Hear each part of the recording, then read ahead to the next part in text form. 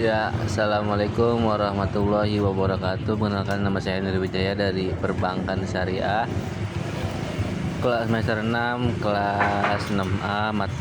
Perkenalkan, saya akan melakukan presentasi mengenai tugas akhir saya, yaitu manajemen risiko dengan manajemen keuangan. Arsitektur ketahanan finansial menguasai risiko. Ya, selanjutnya apa sih manajemen risiko keuangan? Manajemen risiko keuangan bukan sekedar kotak centang kepatuhan. Ini adalah kejembatan vital antara ketidakpastian ekonomi makro dan keberlangsungan hidup korporasi. Volatilitas pasar itu bisa menyebabkan dari tiga. Pertama adalah pertumbuhan keberlanjutan, kedua adalah ketahanan informal, yang ketiga adalah kehancuran sistemik. Hal ini bisa menjadi suatu nilai atau suatu analisis bahwasanya teori yang kita pelajarin itu berasal dari tiga ini adalah outputnya gitu. Nanti kita bisa lihat pada bab selanjutnya.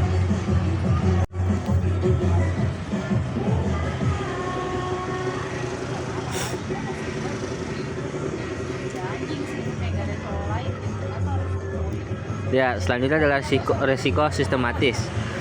Asalnya berasal dari faktor makroekonomi seperti inflasi, resesi, suku bunga. Nah, dampaknya apa? Impactnya itu mempengaruhi seluruh pasar secara luas, tidak terkendali secara internal. Namun bisa kita lakukan mitigasinya melalui alokasi aset strategis dan lindungi nilai. Yang kedua adalah risiko non sistematis. Asalnya bisa kita lihat dari faktor ekonomi mikro spesifik perusahaan, dari manajemen, persaingan, dan hukum. Dampaknya apa? Dampaknya tidak hanya mempengaruhi industri atau sekuritas tertentu, tetapi dapat hal ini bisa dikendalikan secara utuh untuk menanggulanginya. Selanjutnya ada senjata mitigasi. Hal ini bisa dilihat dari diversifikasi portofolio dan operasional pasar. Untuk hal tersebut bisa dirampungkan atau kita lihat pada bab selanjutnya juga, yaitu adalah standar emas tata kelola menggunakan teori ISO 3100.2 2018. Bukan sekedar audit, melainkan kerangka strategis untuk merancang dan mengelola risiko secara sistematis. Tentu di sini ada strategi pasar, likuiditas, kredit, operasional, dan TI. Implementasi ISO 3100 ini memastikan organisasi tidak hanya mendeteksi ancaman tetapi memiliki protokol terukur untuk merespon ketidakpastian. Selanjutnya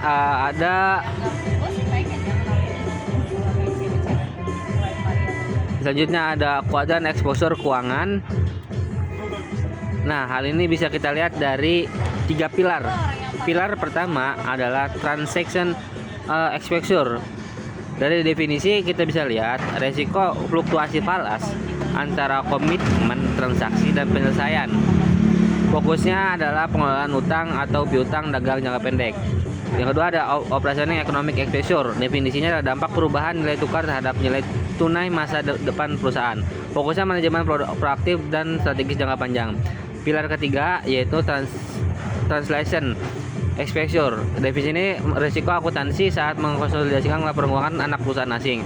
Fokusnya metode translasi neraca, valuta asing, dan paritas internasional. Toolkit mitigasi senjata derivatif. Yang pertama ada forward and future contract. Mengunci nilai tukar di masa depan. Hal ini bisa menjadi prediktor tidak bias dari future spot rate. Yang kedua ada option, call and put, bukan kewajiban untuk membeli atau menjual aset, fleksibilitas lebih tinggi. Ketiga, swap kontrak, pertukaran arus kas.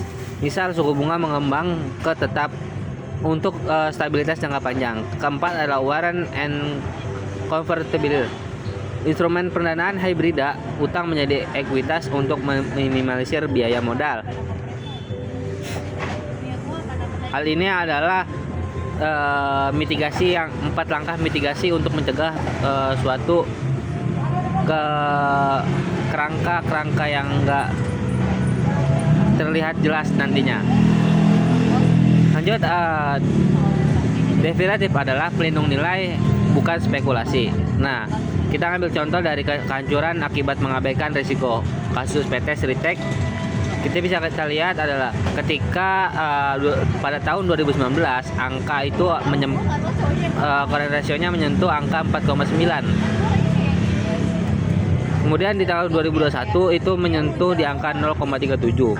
Artinya apa? Pertama, ekspansi agresif, pembiayaan berbasis utang tinggi, high debt financing. Kedua, kegagalan sistematis, akumulasi utang valuta asing tanpa strategi lindung nilai yang memadai.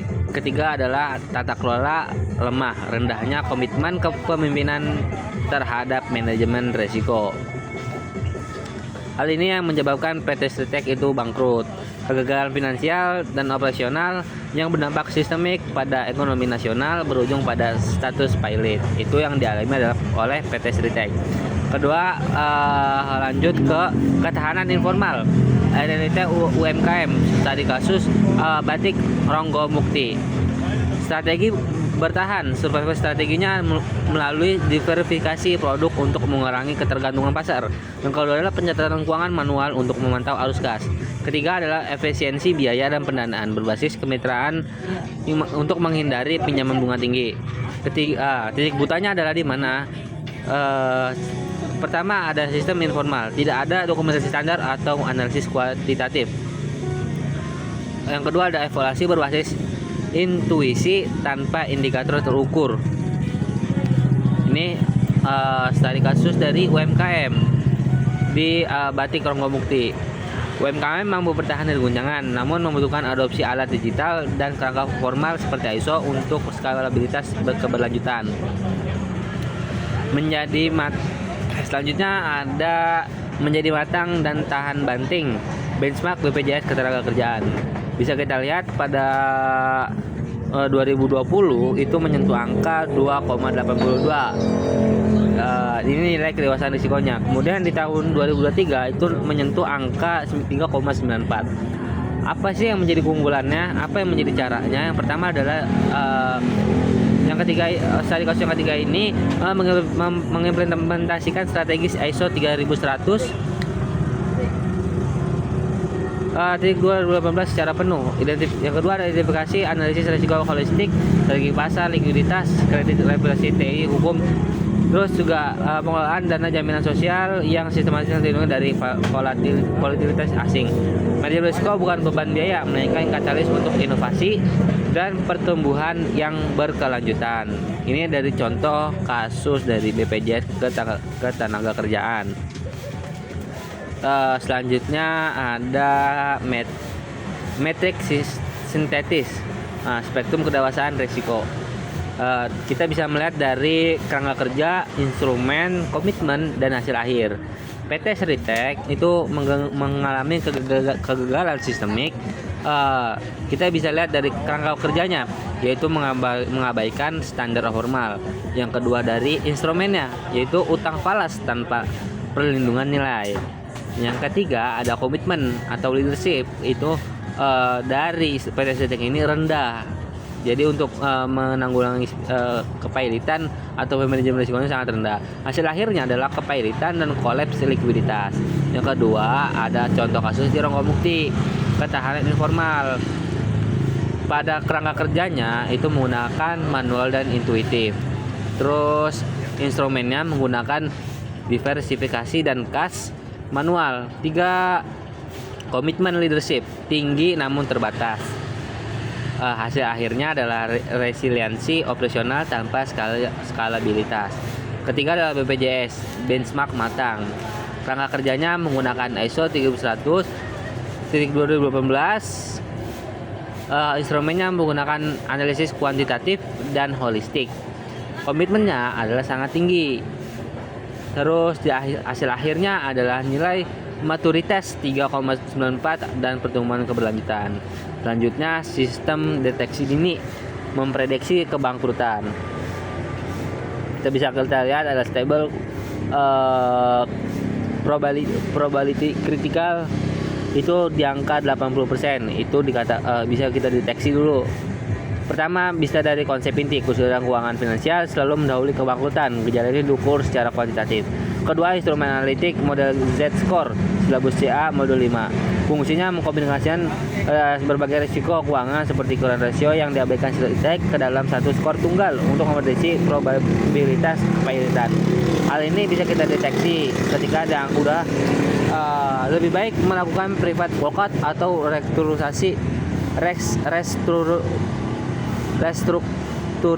lebih awal daripada dipaksa masuk ke ranah kepailitan. Selanjutnya ada peta jalan menuju ketahanan finansial. Urut mapnya kita bisa langkah pertama adalah identifikasi exposure. Petakan risiko sistematis dan non sistematis. Pahami exposure transaksi, operasional dan translasi Anda. Yang kedua, bangun arsitektur. Tinggalkan sistem informal, adopsi kerangka kerja ISO 13100 di 2015 untuk menanamkan budaya sadar risiko di tingkat rendah, di tingkat kepemimpinan. 3, ada kerahkan instrumen. Gunakan instrumen lindung nilai, derivatif, opsi swap, serta disiplin untuk mengunci volatilitas dan untuk segala outputnya apa nanti ketahanan finansial. Di lautan volatilitas manajemen risiko adalah kompas dan lambung kapal Anda. Jadi sedikit hal ini bisa menjadi tolak ukur kita dalam mempelajari manajemen risiko. Nantinya dari saya cukup sekian. Bila bisa bilhaq fasabul khairat. Wassalamualaikum warahmatullahi wabarakatuh.